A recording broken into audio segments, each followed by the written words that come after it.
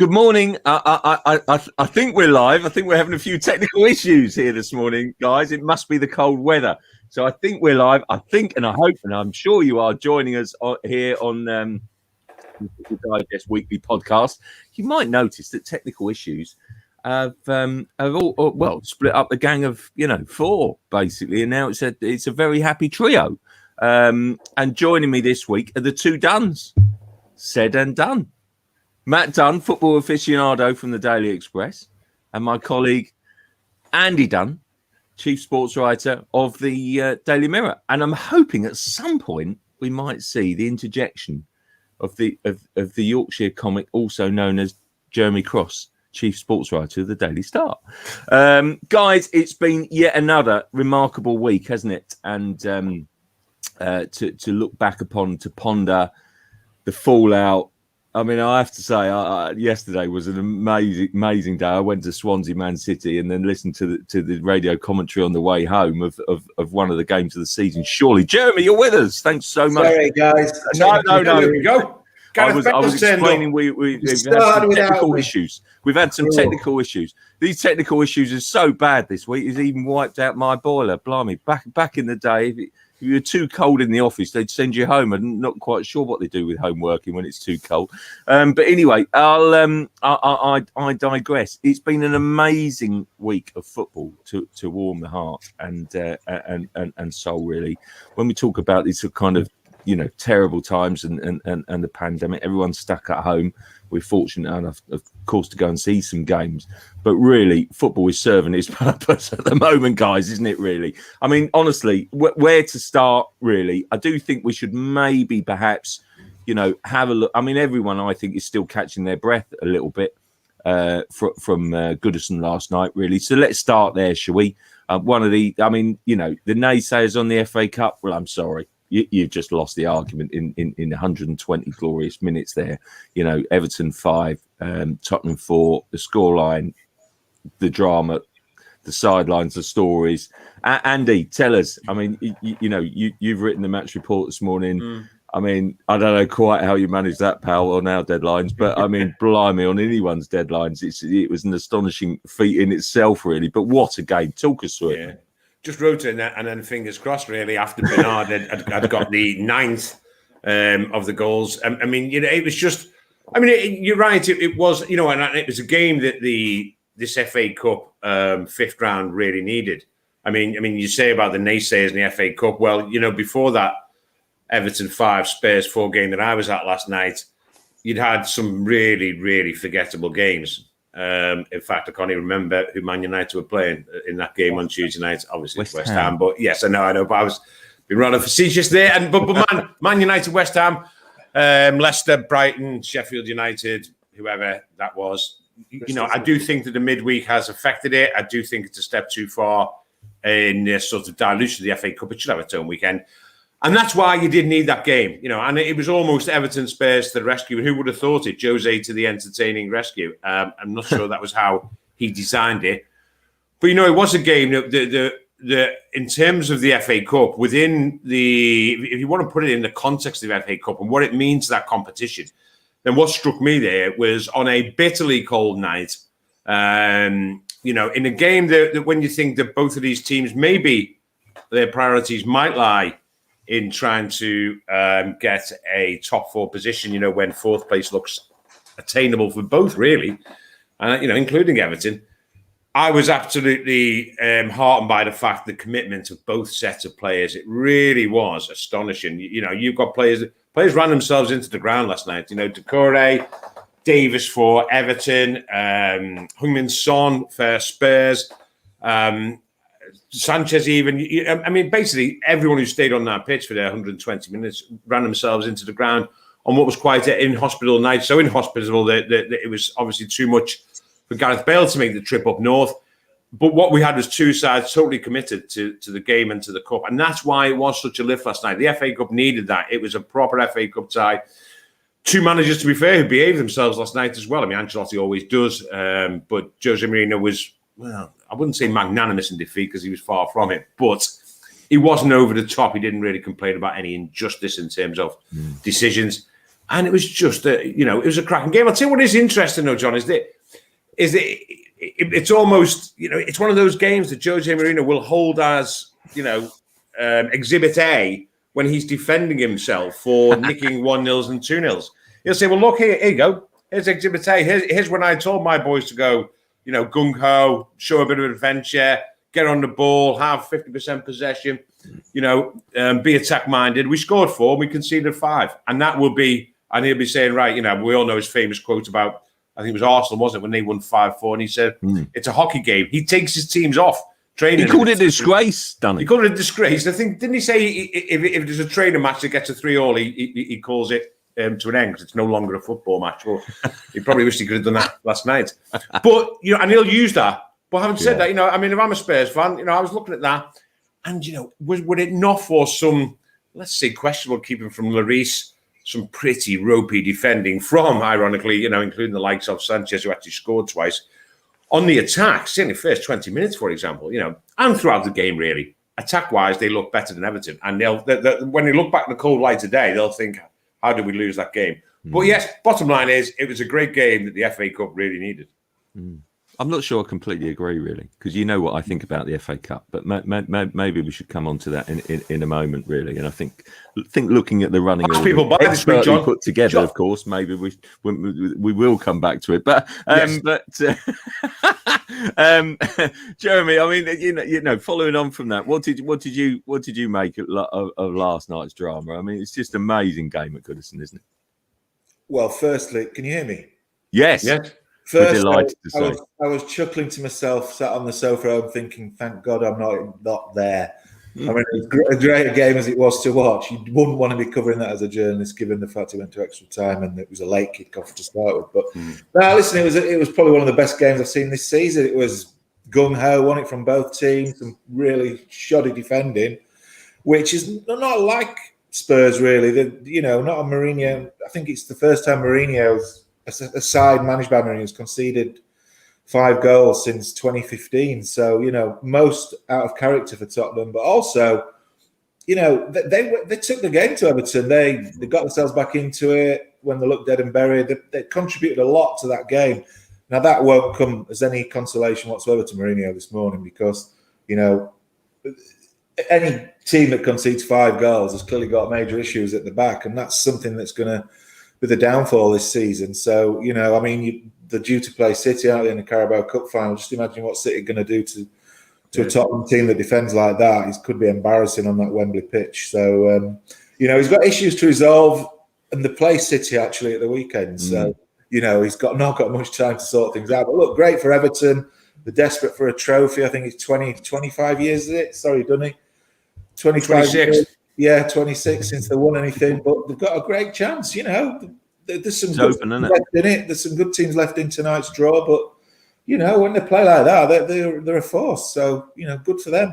Yeah, Matt, you might think that basically this show is thrown together. In many ways, you'd be right, but I actually wanted to deliberately leave you to last to offer you the last word on Jose, simply because. We both probably do. We both see a lot of Jose on the Zooms, don't we? We both see him a lot post-match, pre-match. We've seen a lot of Spurs this season, a hell of a lot. Where is Spurs? And I mean, you also take the barometer with fans. I'm of the view slightly that basically fans will stomach Jose and Jose's style and football when they get the results. When they don't get the results, not quite sure, Jose. Not sure, Jose, this is working. Where are we with Jose? Where are we with Tottenham? And where are we with Jose and Tottenham, most importantly? Well, you talk about unpopular managers. I still remember Spurs fans chanting "Man in a Raincoat's Blue and White Army" for when George Graham was in charge because they couldn't bear to mention his name. And he won them a trophy. It was slightly different, Matt. Slightly. There was a particular personal reason for that. We all know the history. But he was the same sort of controversial appointment in a way. But Mourinho delivering them the Carabao Cup's not going to cure the haters and bring them round. What I think Sunday's a really big game. Saturday evening, isn't it? It's a really big game for him because he's fighting off this dinosaur tag. and proving he's still relevant. And he's up against his old foe, Pep Guardiola. And if that is as much of a mismatch as it could be, then it just throws a new light onto where Pep is now as a manager, where Mourinho is. And you wonder whether he is really this on top of his game winner that he still aspires to be. He's had great moments during the season where he seems to be a genius and have worked things out, and he pulls a load of results out. And then he goes on runs where, last night, so uncharacteristic. Second best, Man City's the best defence in the Premier League. Spurs is the second best. And yet in a big cup tie, he seemed, if he has told them all to go gung-ho, why? He's the manager, not us, not the fans. He should be setting the agenda on the way he wants to play football, and take it or leave it on that. So he doesn't seem as commanding as he once was. And I think Saturday could be quite a big test of where Spurs really are. Yeah. What City can do to teams, then I think there'll be quite a lot of questions about where Spurs are heading after the weekend. That said, knowing Mourinho probably win the game. And it's all Jose's brilliant again. It's a weird one. And do you think it's the right match? Do you think it's the long-term match? They're in a cup final, aren't they? They're still in Europe. I don't know. Just before Christmas, they were top of the league. They're out the FA Cup now. We kind of get that, but I think this season is this season. But basically, beyond that, I'm not sure. Are you? We sit there at White Hart Lane. In that empty stadium, that bowl of a stadium. If you imagine, I was thinking this when a very tepid performance against an inept West Brom team that should have been hammered. They were there for the taking. Crikey, this is friends of Sam Allardyce. The defence were all over the place, and what's going on there will probably come on. He said they played really well, and there was lots of positives, Sam. I think he has to say that, doesn't he? Yeah. Otherwise he'd just cry. But that aside, we're sitting there and all we can see is emblazoned on 3 levels of that great stadium, the motto, "To dare is to do." And if that's not the anti-Mourinho message, then I don't know what is. It's not a great... Levy saw it as an essential step to take Spurs from being also-rans to genuine contenders. They needed a manager to win things. That's what Mourinho was. That's what he appointed.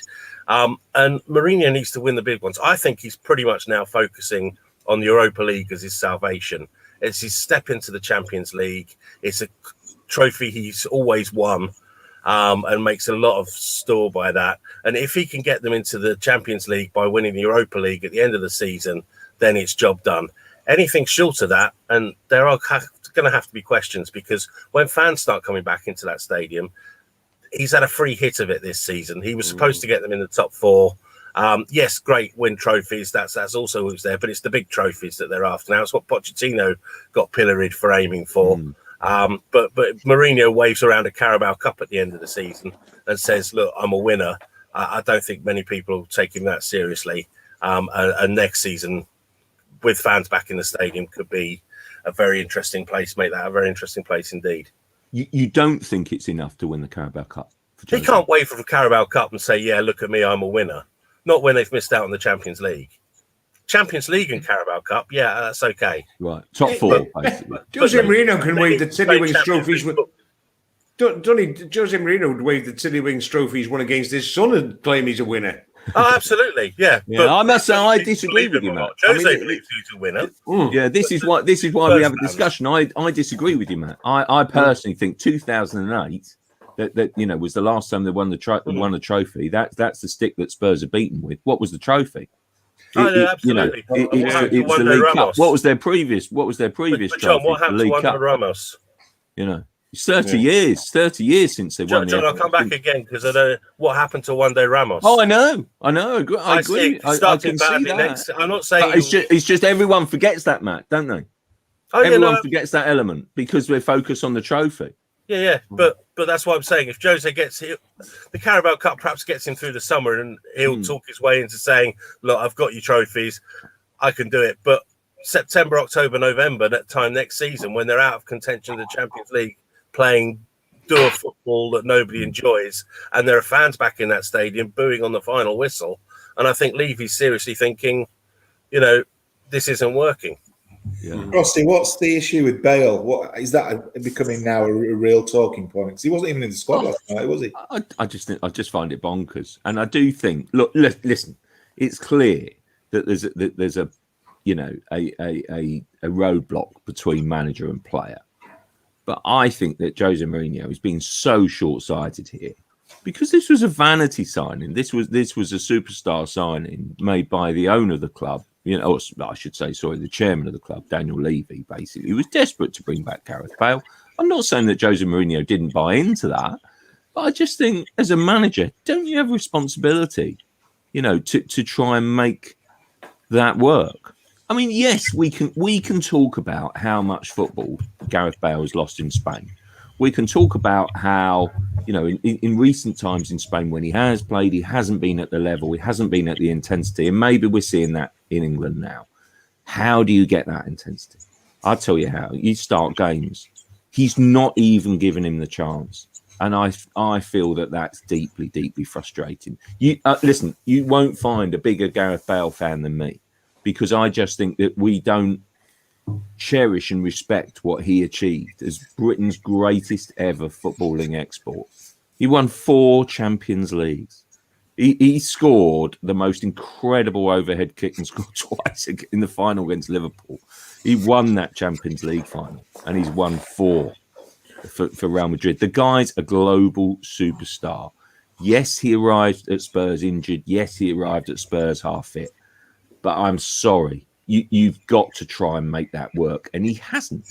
He really hasn't. How is Gareth Bale going to get up for it if he's not even going to be given the chance? I mean, it's just that for me, in a nutshell, is Jose all over. It's the same as Shevchenko at Chelsea. Exactly the same. It's a shame as well, Alex. When they signed him, I presume everyone on this podcast was really excited about seeing him back in the Premier League. Absolutely. A player who developed his game so much in Spain, and you thought, God, this is going to be exciting to watch. It's just been such a letdown. I mean, where does he go from here, Bale? MLS. Podcast.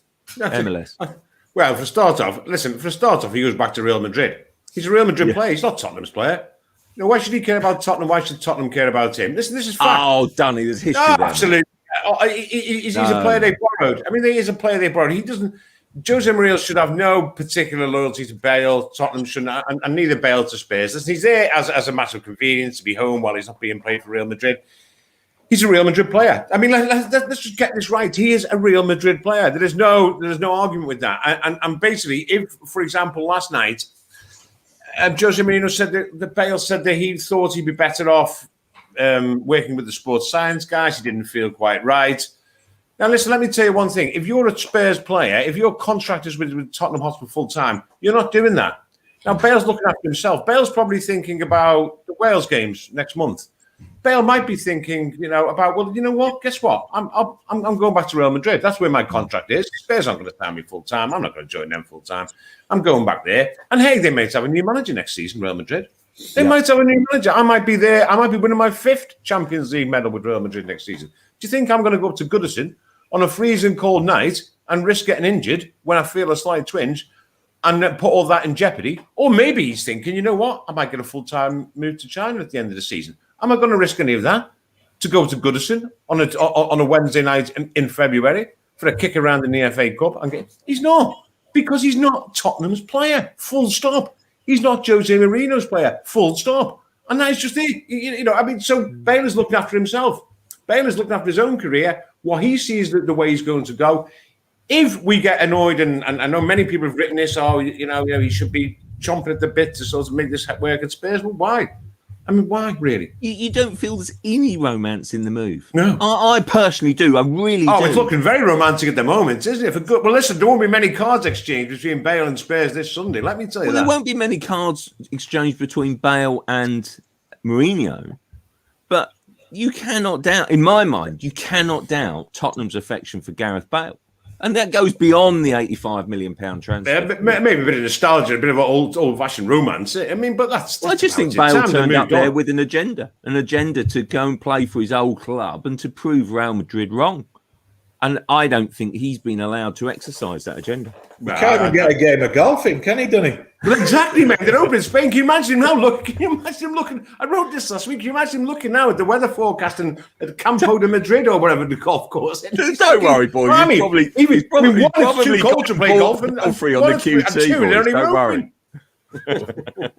Orange balls.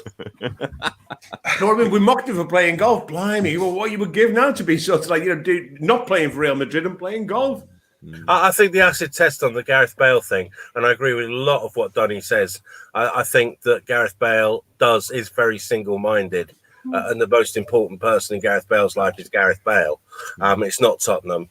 I'll be interested because running Gareth Bale as close second in Gareth Bale's life is Wales, and I'll be interested to see what player declares himself fit and then steps over the white line against Belgium next month for Wales.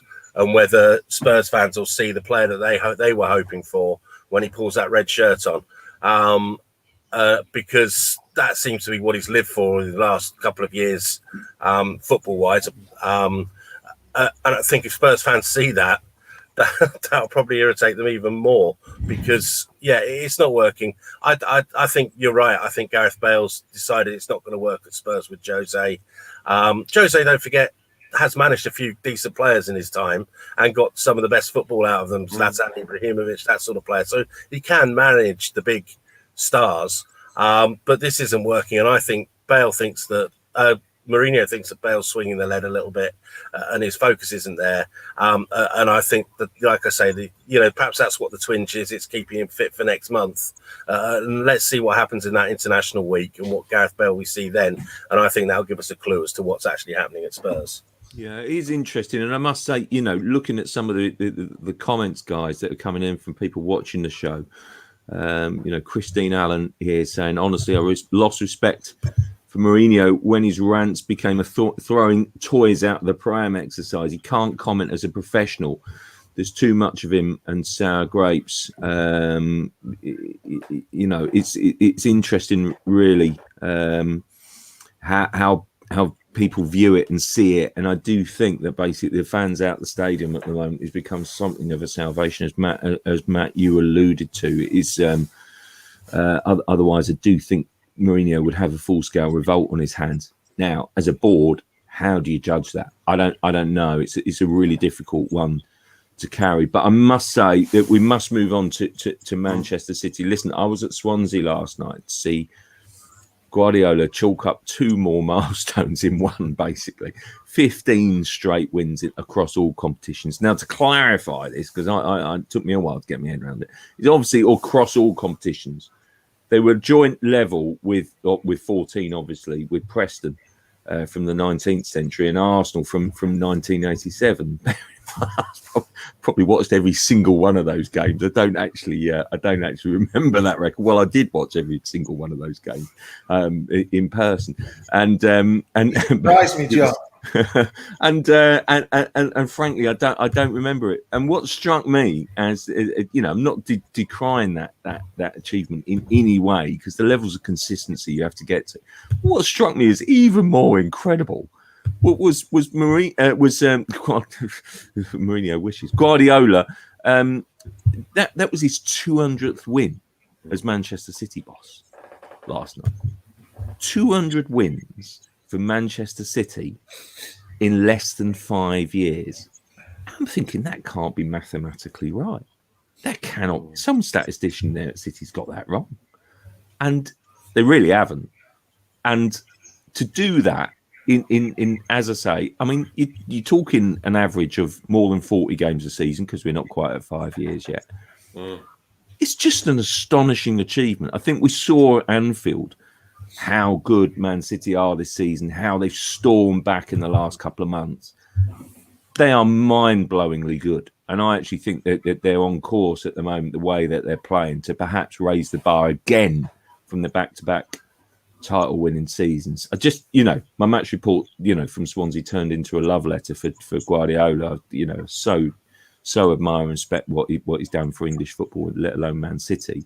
I just think it's a remarkable achievement. Are we back to those levels. Andy, I can see you slightly turning your mouth up and slightly not buying into me getting so carried away. So tell us. No, it's lovely, pal. You're born in the summer of love or something. I mean, always, mate. Make love, not war. Listen, no, what I would say, listen. You saw that game last night, and I remember seeing the previous FA Cup round when they won at Cheltenham. And when you get the team sheet, like you probably got it yesterday, and you look and you think, blimey, Pep is taking this competition seriously. People then put out on social media, Pep is taking this competition seriously. It was the same when they played Cheltenham. You then check, and there's been a whole raft of changes. 7 last night. Seven last night. 7 last night. The game when I was at Cheltenham, there was 10 changes. 10 changes from the previous side. I think only Phil Foden, actually, of all people, started that game in Cheltenham. And I actually looked at it, and I actually sort of said to the lads there, to people, I said, blimey, he's taking this seriously. And then I realised he made 10 changes.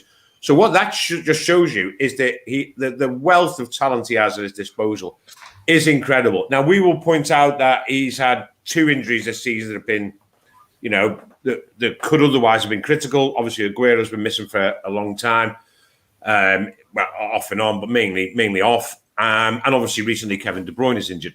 But that is it. I mean, let's get that straight. Realistically now, he's had a relatively good spell without his injuries, which means he can field that those 2 separate teams. He's got an incredible array of talent. He spent an incredible amount of money over the 4.5 seasons he's been here.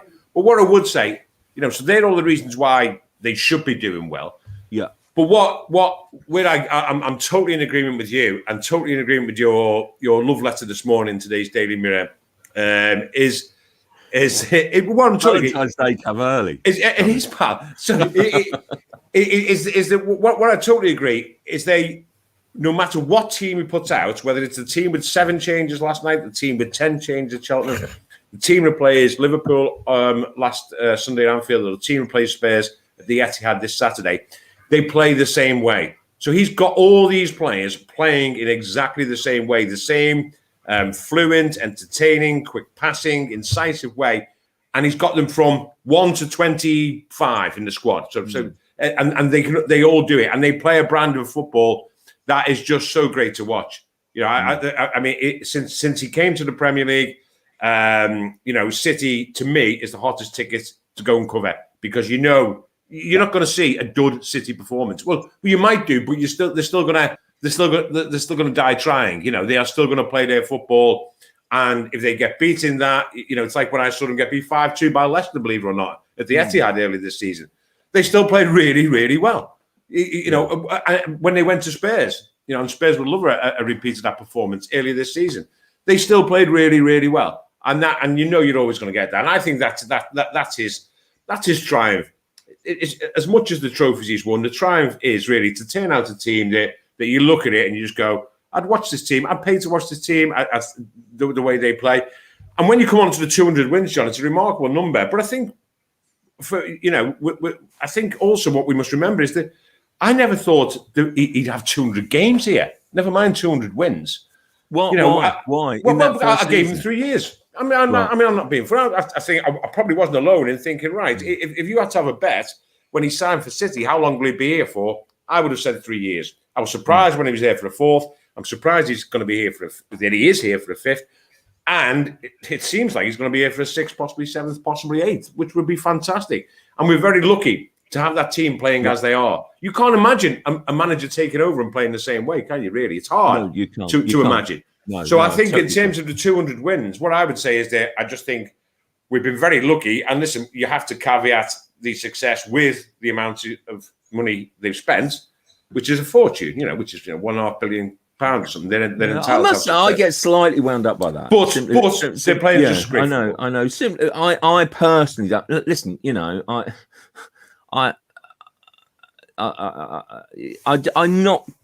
I don't really absolutely agree with that. That basically you can buy the title. I think that's the common accusation. Of course it helps. Of course it does. I mean, funnily enough, I was talking to a manager while I was in the press box, and he said, "Oh, blimey, well, he's been decrying his sort of bad fortune of late." And basically, I was sort of saying where I was, and he said, "Well, blimey, if only I had his money," sort of thing. And it was I mean, yeah, the money contributes, but I just think that Man City have raised the bar, and I think that it's just the way that they pushed English football is something to behold. I should stress at this point, this is not a holiday romance, and Pep is for life, not just for Christmas. And I had my doubts. I'll admit this in his first season, because I saw them lose. I always remember this at Everton. I thought, this ain't working. They got stuffed at Everton in that first season. Earlier this season, I was thinking, in the autumn when they were languishing in the lower reaches of the table, I'm thinking, what are they doing, giving him a new contract? I'm not sure that he's feeling it. And the way, Jeremy, I think they've roared back this season is what's really caught my eye. It's like the second summer of love, to carry on the Valentine's theme, but it's just amazing. And I mean, I think, don't you think that they are pushing the Premier League on again? Will you be sending Pep a Valentine's card this weekend? It's already sent, mate. In London at the moment, unfortunately, you can't rely on the post. It's been well documented, so I had to get it in early just to make sure it arrives with the Etihad. Yeah, look, it's hard not to fall in love with that team, isn't it? Even are you falling in love with it, Jamie? Yeah. Look, I'm lucky. I see a lot of City, cover a lot of their matches. It's a privilege to watch them play. I mean, in this season of all seasons, when we've seen really freakish results and weird things happening, they go and reel off 15 straight wins. I mean, that's an astonishing achievement. You watch them play. I think the biggest compliment you can pay them is they're not even missing De Bruyne or Aguero. I mean, and De Bruyne would get into any side in the world. Let's be honest. He's a Rolls Royce of a footballer. So they are back in light training apparently. So it must be scary prospect for other teams to think that once De Bruyne and Aguero are back and fit and firing, then that just adds so much more firepower to that team. Look, we've talked about him endlessly, haven't we? Ruben Diaz has solved a massive problem at the back. That looks like the final piece in the jigsaw moving forward. And you've got to say, when you watch them play, they win games so easily. There's no stress involved. They're winning. I know, look, you can't sort of judge them last night because Swansea, with respect, they're a championship team, and I thought they played really well, Swansea. But, Liverpool going back Sunday, they brushed aside Liverpool with these, didn't they? I know Liverpool have got the problems at the minute, but they're the champions. It was a definitive result. I think they will go on now, City, and be dominant again for the next 2 or 3 years. I really do.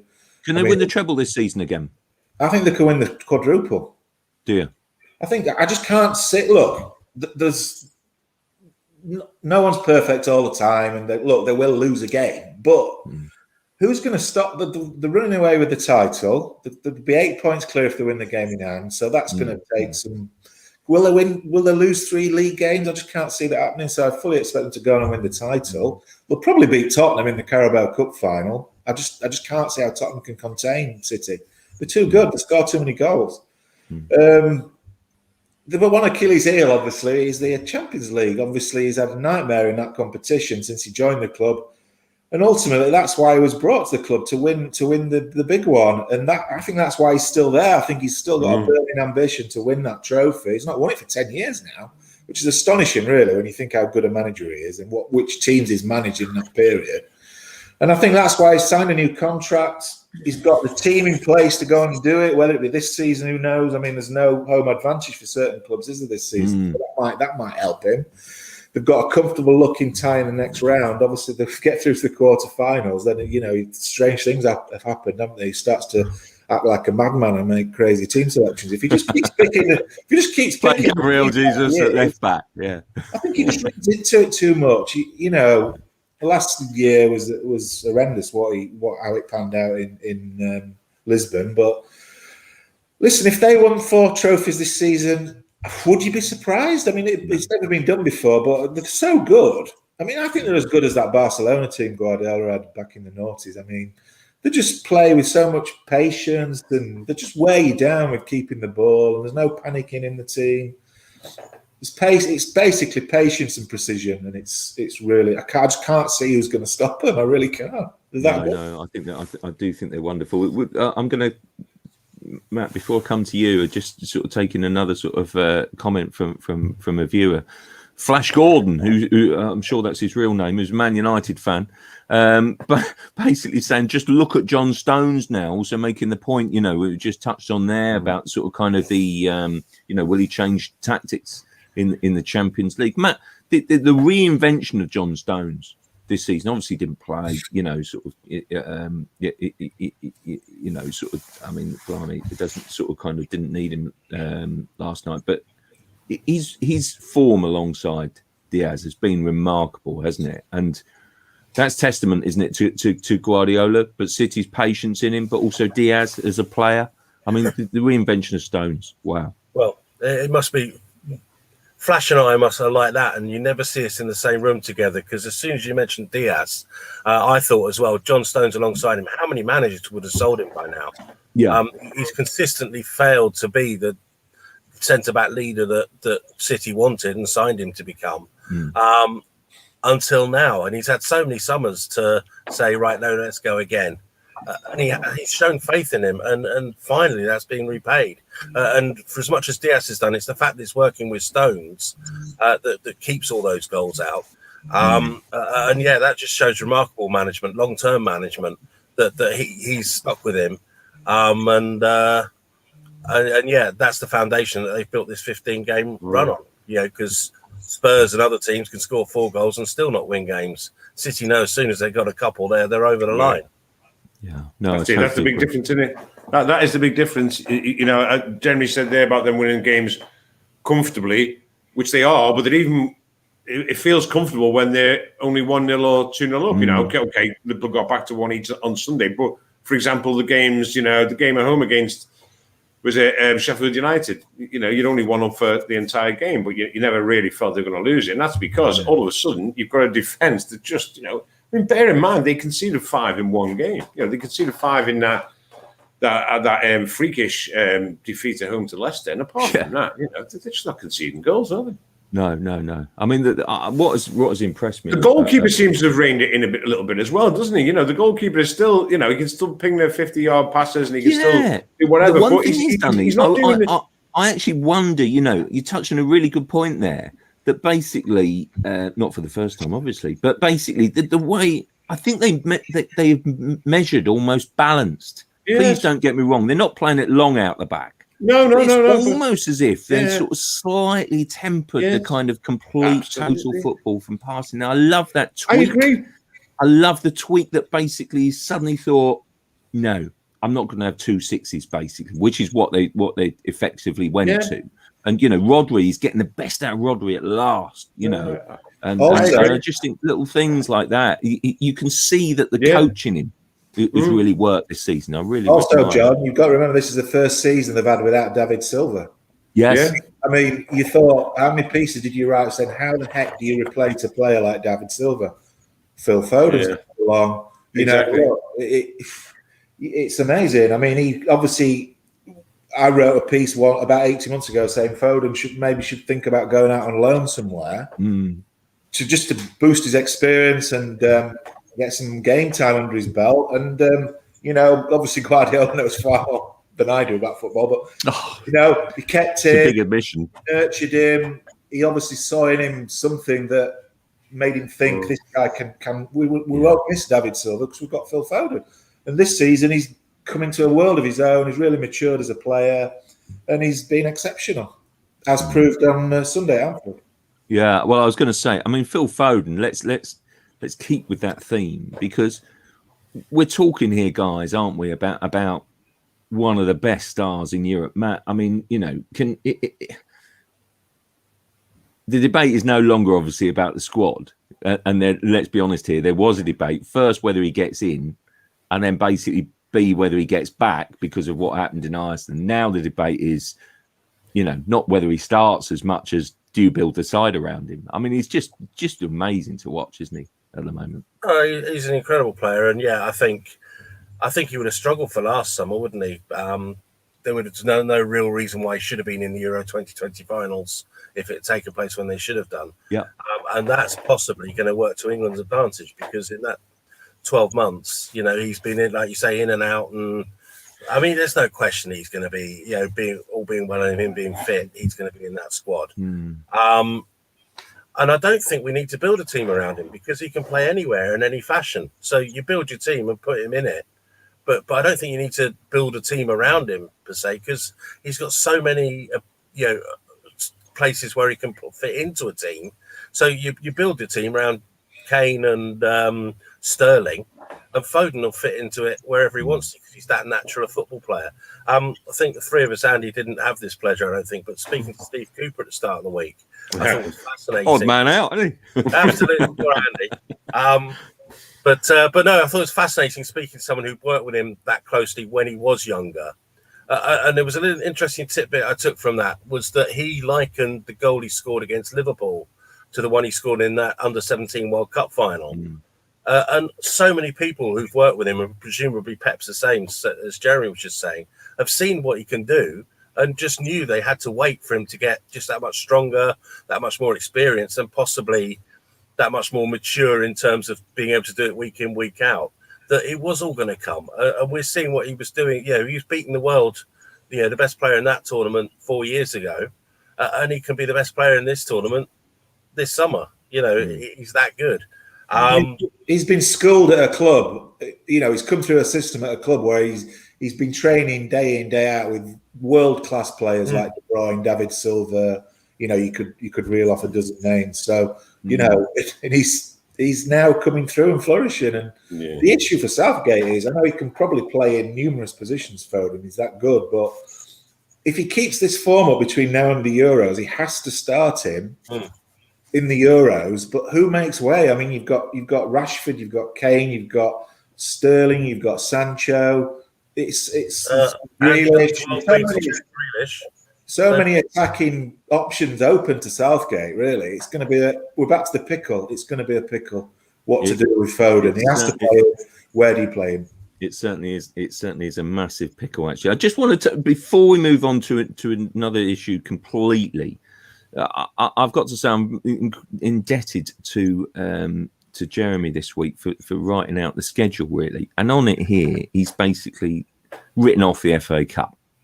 Let's be honest here, Jeremy. That was me. It was you. Sorry, Dan. Yeah. Sorry.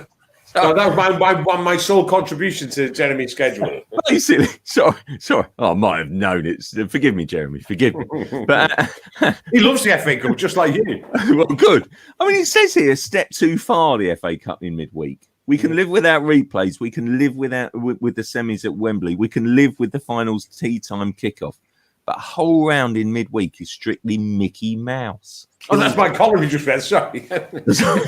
I'm sorry, but I cannot disagree with you more. I mean, I just think that the midweek round has brought a unique style to it, memories, and going straight to penalties.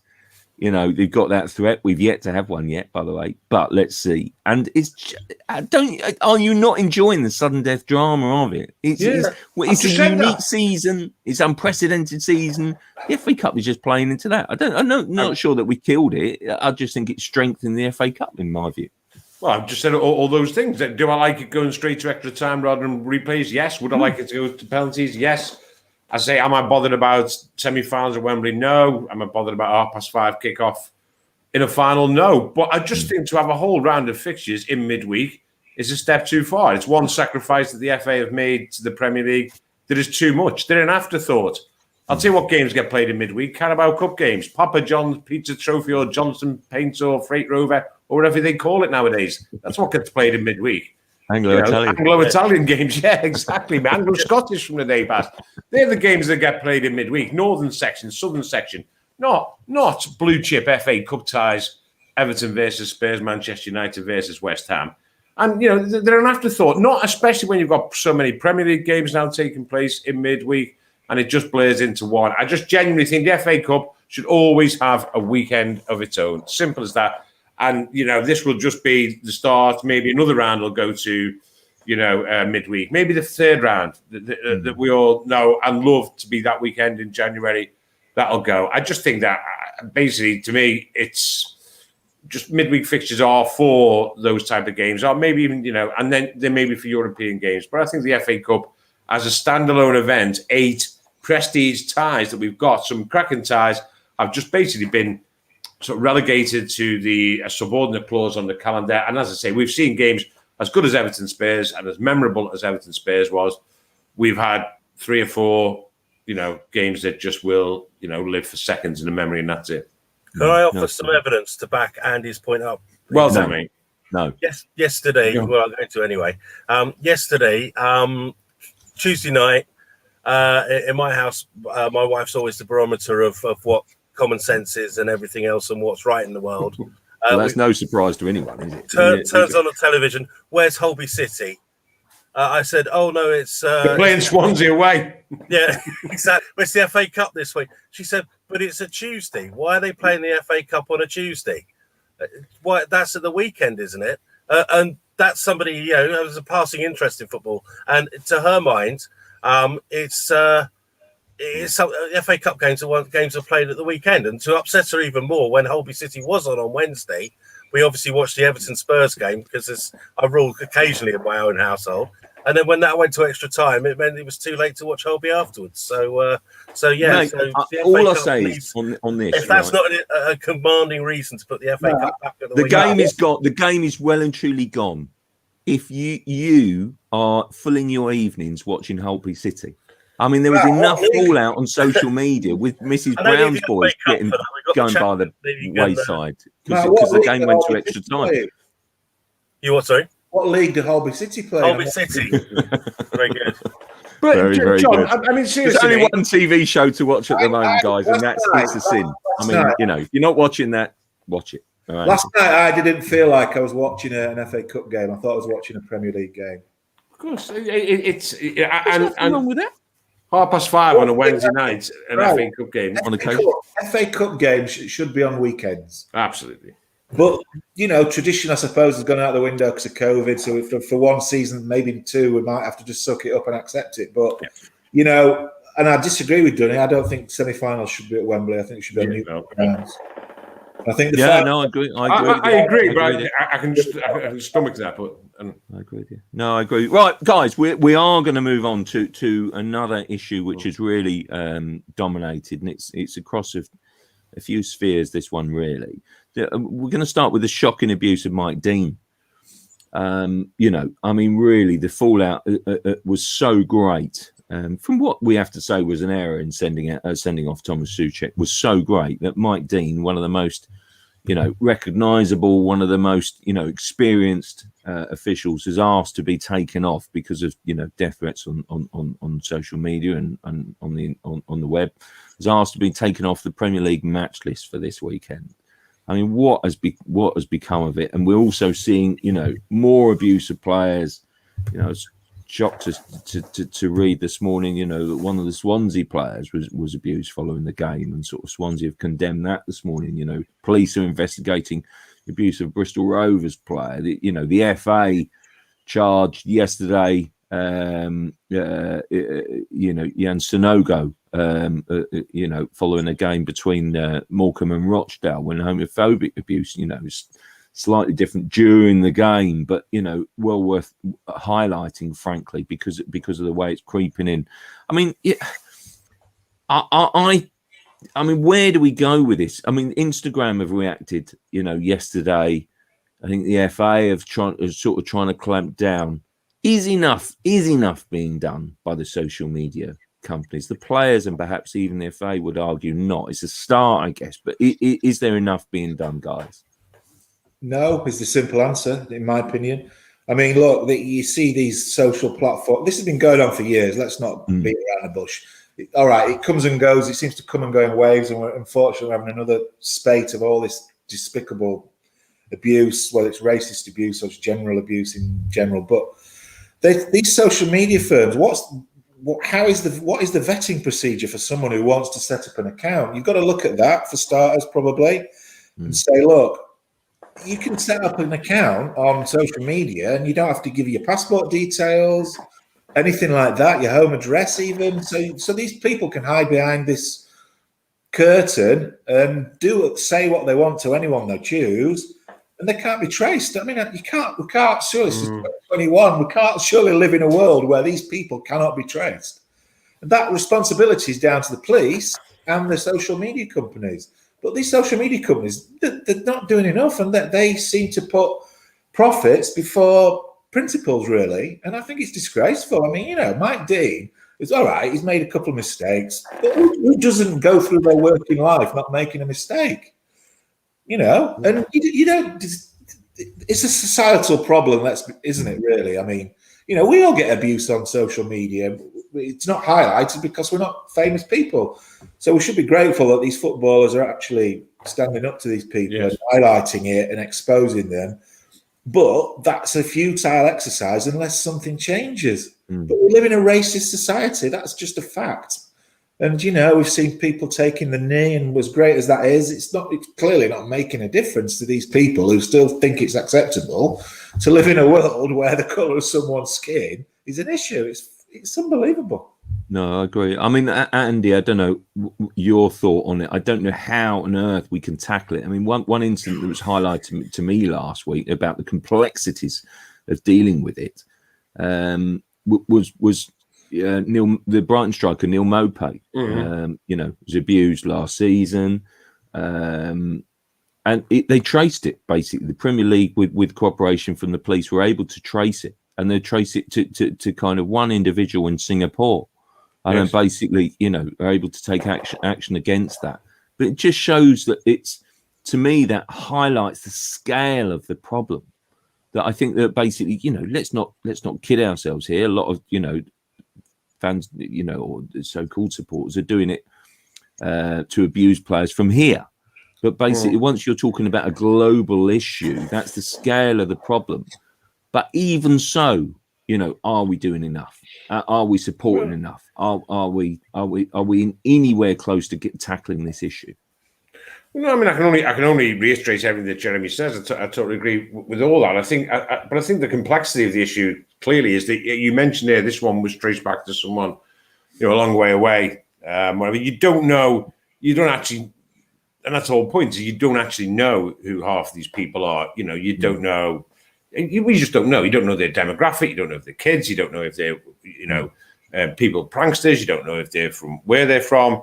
You actually, don't know. And there must be a way of tracing that back. Having said that, I am slightly, this idea that everything's out there, you register for an account, you give up your details and whatever, I am quite uneasy with that. I think there has to be do you want to be traced by everyone everywhere? In this day and age when we are all surrendering a lot of our personal freedoms, our personal liberties in terms of information about ourselves, then I'm a little bit wary of saying, well, actually, this has to be run on a strictly, we know who everyone is, we know everything about everyone, where they live, what they do, etc., etc. I'm not sure, so it's not, I don't think it's a cut and dried sort of process. There must be complexities to this process. Does it have to stop? Yes, clearly no one wants it to happen. Should, if they can trace back, as you would have thought they can, the perpetrators, and brought to some justice, then clearly that should happen. No one would argue that. But I just think it probably is a little bit more complex than we first think in trying to stop this. And as I say, the bottom line is you actually don't know who are, because the whole idea of people hiding behind this, the levels of anonymity that you can actually get on social media, I'm not sure they're that great, but on the basic levels of anonymity you can get, then we don't know who these type of people are who are sending these things. And we don't know if there's an element, I mean, clearly you said it sort of comes in waves. I mean, clearly there's some form of copycat element to this, isn't it? The clearly is it happens and then it goes again. People complain about it and people say, some smart Alex somewhere thinks, well, I'll do it and that'll get headlines as well. And there clearly is something along those lines. So I do think, and there's a whole broader issue about this as well. I mean, it's a massive issue. The Mike Dean thing, for example, we're all to blame as well. We all fall into this category. Well, when I say to blame, in inverted commas, Mike Dean, in the immediate wake of Mike Dean's decision, and you say it's an error, strictly speaking, it's not an error that he sent Thomas Souček off. It's a strict interpretation of the letter of the law, which everyone got upset about, but that's it. I mean, did he elbow him in the face? Well, yes, that's the bottom line is you can't argue with that. He did. So I don't think he made an error, but that's a whole different subject. and I think Mike Dean's been hung out to dry by the authorities, basically by the FA. However, going back to it, in the immediate aftermath of his decision to send off Thomas Souček, the reaction on social media from from virtually every single commentator, ex-player, prominent guys and girls and whatever, ex-commentators, ex-players, ex-managers, was basically to absolutely destroy Mike Dean on social media. And they, it was a terrible decision. Take a look at himself. He's more interested about himself. And this was coming from respectable pillars of the football commentators, as so to speak. Yeah. And then, okay, they're not threatening him. They're not making any threats towards him. But then when the threats do come, the same people are up in arms saying, this is a disgrace. This shouldn't happen. It's outrageous. Well, hang on a minute. The tone was sort of set by people. And then they'll say, well, it was just a fair comment on a decision. Well, maybe. But a lot of that initially was basically Mike Dean's made this decision because, he loves himself and that's the typical thing. So I just do think, and that's where it becomes a complex sort of grey area. Basically, the tone of anti-Mike Dean feeling was set in the immediate aftermath of the Thomas Souček dismissal, which was, by the letter of the law, perfectly permissible. I mean, there's no...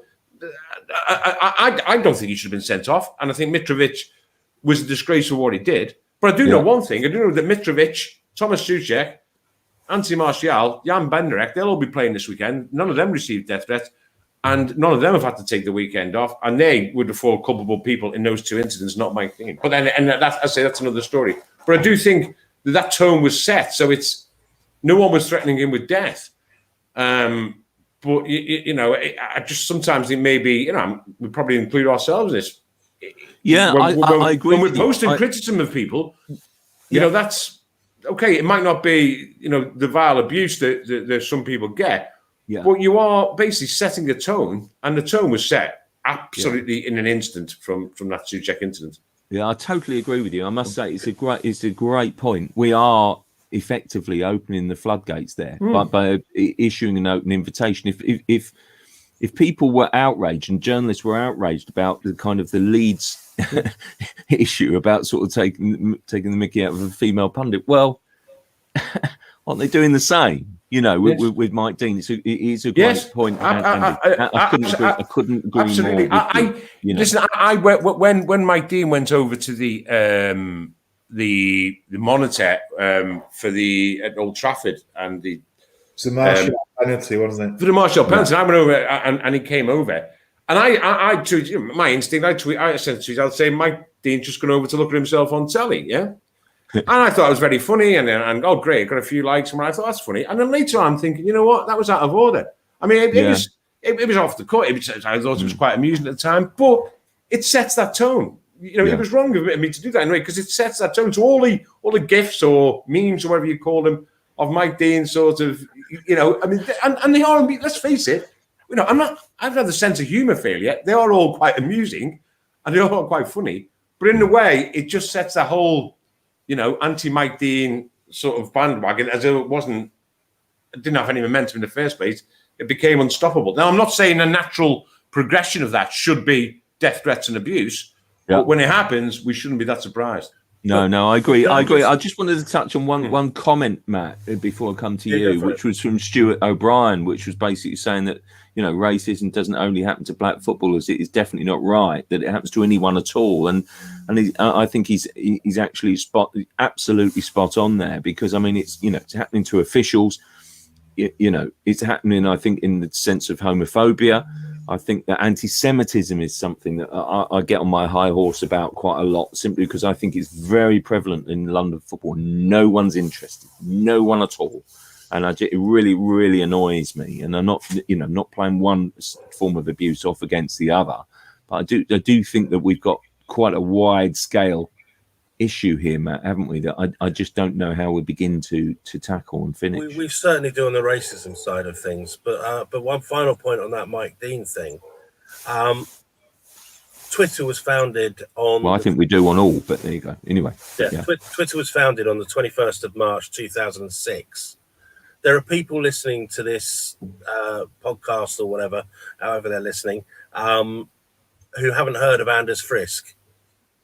Who a year before Twitter was founded decided he couldn't carry on being a referee because of death threats he got after a Barcelona-Chelsea game. You look up on Wikipedia, he's listed as a Swedish insurance salesman. He's 57 years old. He should have been refereeing a couple of seasons ago still, hanging up his whistle finally then. That horrible element of people who somehow think that it's fair game to have an attack on referees has existed long in the games. We didn't learn the lessons then. That was fired up by some comments from some accusations by our good friend Jose Mourinho, which turned out not to be true.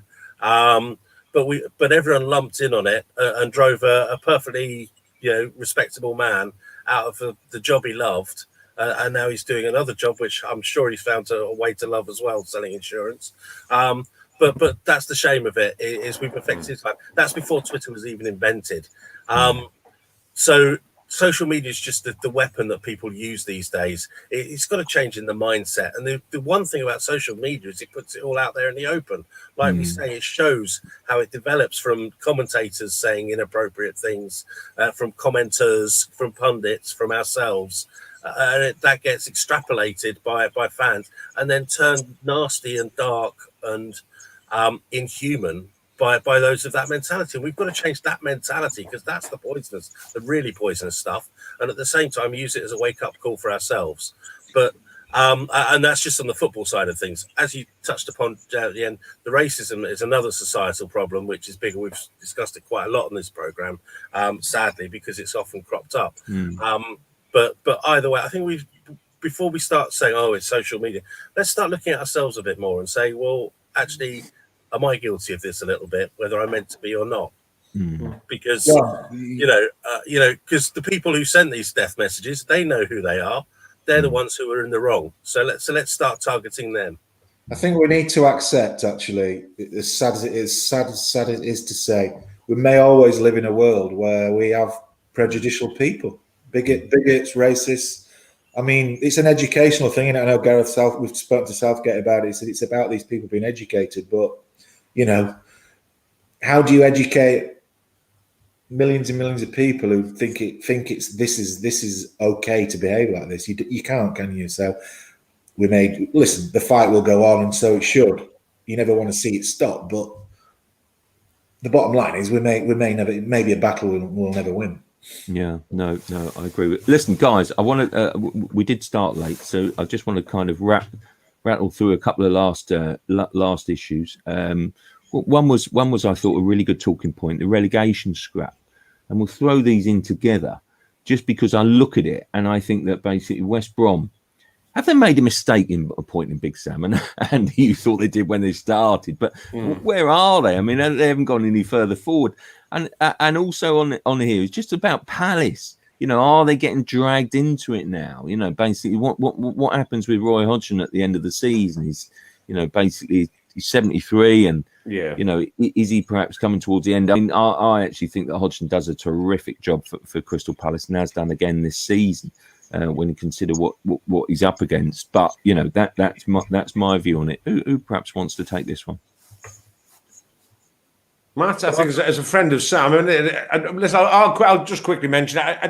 To be honest with you, I just hope. I don't hope the Palace get dragged into it, but I do hope that it becomes a relegation battle and not just a fait accompli that those three teams at the bottom now go down. That's why I would like to see Fulham turn those draws into wins. That's why I'd like to see Big Sam actually, work some old magic to the Hawthorns. I can't see it happening, to be perfectly frank. So. And, Sheffield United have won a few games. They've won across all competitions? Is it 5 out of the last 8? Something like that. I can't remember. But they've won a few games. So I just would like it to become, just for the sake of the Premier League, I would like it to become a 4-way, 5-way, 6-way battle for the relegation slot.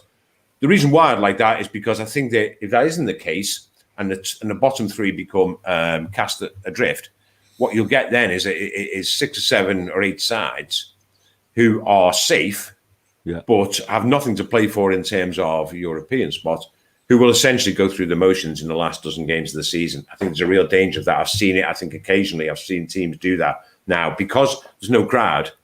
So if you've got no crowd and you're not going to go down and you're not going to get a European place, then the motivation levels are very low. And I think you may see a few of those games. I think me and Jeremy were at Burnley Man City the other day. And, Burnley probably think they're not going to go down. They certainly didn't think they could beat Man City. They certainly don't think they're going to get into Europe. And really, it was pretty much a going through the motions exercise, not conceding too many. And I think you might get more of those. That's why I would like there to be some jeopardy for Palace, some jeopardy for, I don't know, Newcastle, some jeopardy for the other teams around that area. But I fear that the bottom three might be cast adrift. Yeah, we do need a bit of jeopardy. Guys, let's go on to the last item here. It is Valentine's weekend. Yeah. So, I'm sure you guys have got lots of romantic plans for Sunday night. If I'm not mistaken, Crossy, I'm with. And listen, who could I think I'm with you at West Brom. We are together. We are together for Valentine's Day. And if there's anyone who's got a lot of love to spread, it's we you, are going to have a socially distanced big hug, virtual hug, and it's going to be beautiful. Mate. I've got my red rose. If you can save a bit of love, of your love for the FA Cup, for Pep, for City, for your wife, obviously, I'll be grateful. It'll all be gone by 2:00 by kickoff. Hey, I hope we get a good game. I was thinking about. I literally cannot wait to see you. It'd be so nice. It'd be fantastic, pal. But football, I was thinking about Valentine's, and was anyone there, Jeremy? Were you there when the most memorable game on Valentine's Day was a Manchester derby in the FA Cup when Gary Neville got sent off? Does anyone remember that? Yeah, it was about 15 years ago. Do you remember it was a headbutt, or one of the world's worst headbutts on Steve McManaman? Yeah. I mean, do you remember? And not only did he headbutt Steve McManaman, I remember, I think United won 4-2, and he was brought down. Well, he looked as though he was brought down, Gary Neville, in the box, didn't he? And he didn't get a penalty. He sort of started punching the floor, didn't he? Sort of like, in his frustration and sort of stroppiness. And then, I think it was Inter McManaman went over and sort of basically told him to behave, and he sort of half nutted. Steve, it was like a Barnsley kiss.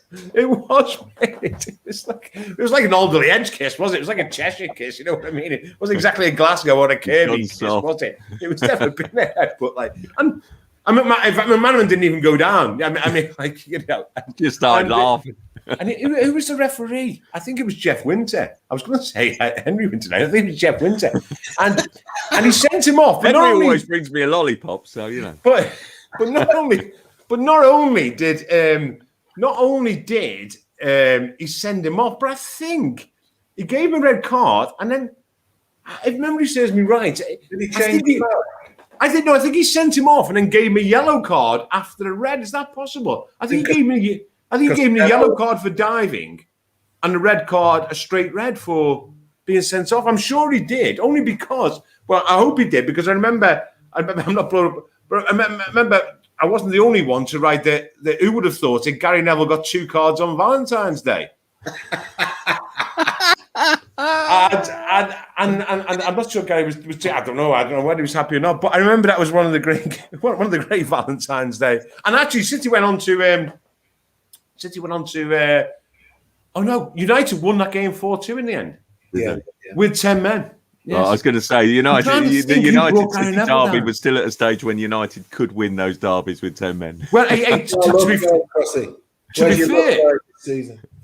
fair, I think that was 15 years ago, and I actually think that made it something like 30 years without winning at Old Trafford for City. Wow. I really do. So anyway, so let's hope we get some good stuff on Valentine's Day. Absolutely. And let's hope no one writes Valentine's Day masking on it. Very good, Jeremy. Valentine's Day. Who's spreading the love in the Premier League? Who have you loved most so far, apart from me? I've loved watching City because I think they're an amazing team. You can't not fall in love with that football. My love is also going out to the pundit Micah Richards this season. I think he's been a great pundit. Yeah, a real good addition to the TV. Leeds lad, obviously, so he's obviously a good bloke. Clearly. I just think he's very insightful, but he brings a lot of humour to it. Doesn't take himself too seriously. He can have a laugh. He's not intimidated by sitting opposite Souness and Roy Keane like some pundits have been down the years. So my respect's going out to Mika. I think he's been brilliant. Yeah, no, I tell you what, I find it really annoying that some people have seen it as almost detrimental to his punditry, to highlight his laugh and the way that he laughs and his humour, as if he's too, as if it's too basically simplistic. In these times, right, Michael Richards, when I've watched it, I like him anyway as a pundit, and I think he always comes across as such a top bloke. And basically, he's also in touch with the dressing room. Basically, I like that. I do think pundits only have a certain shelf life simply because you lose that connection with the dressing room.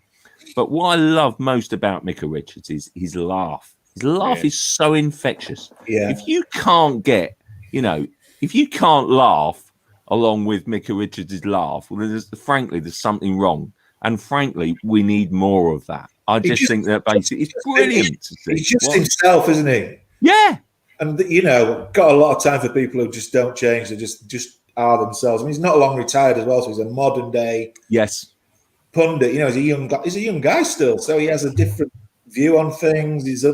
He played at high level, played for England, should have won so many more caps for England. I just think he's great to watch.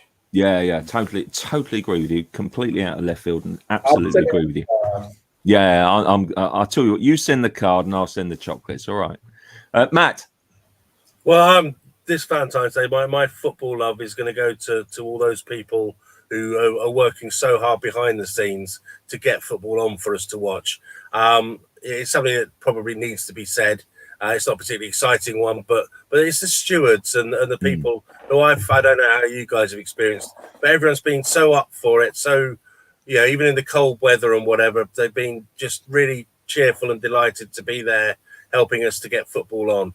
So it's the guys around the stadiums, around the whole of football, that in these times when it is difficult for everybody, we are stuck out in the cold. It feels like a lot more humanity around football grounds at the moment, and I think we owe particularly as journalists, we owe our thanks to those people and a little bit of footballing love, I think. Matt, I couldn't agree more with you. I think it's a great shout. And honestly, the achievement from the clubs and the league to get games on, to keep the nation entertained on some level is remarkable. And a huge part of that is obviously the match day staff who look after us, but look after the running of the games and so on. I feel as if, like, basically, I've done a lot of Spurs games recently because it's obviously been New Zealand, it's White Hart Lane, and I feel like I've struck up a friendship with one of the car park stewards. She's absolutely lovely, It's great, and it's sort of it's so nice to sort of be welcomed with a smile, So upset that I didn't see George, one of my favourite stewards at Swansea yesterday, who gives you, the most incredible welcome at the car park at Swansea normally. And it's just brilliant. And so I miss people like that so much. But the people, you're so spot on that basically I miss people, so much that the regular faces. I really do. When your car park space goes at Spurs, when everyone's back, pal, it'll be a brief fringness with this car park. I'll miss that. Our relationship will sadly die then, obviously. Exactly. We'll miss parking beneath the Emirates or parking at the front door or whatever. Yeah, no.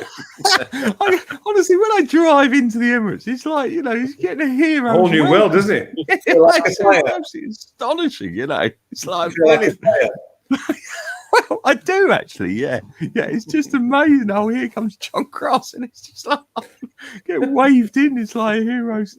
Oh dear, it's fabulous, absolutely fabulous. And the people, honestly, and the weather. And then you have that walk at the weather has been shocking, and there they are, and it's like just feel for them so much, and they're doing an amazing job. Really are, Just quickly, Cross. I did my first one at the Emirates in lockdown the other week, Arsenal Man United, and also.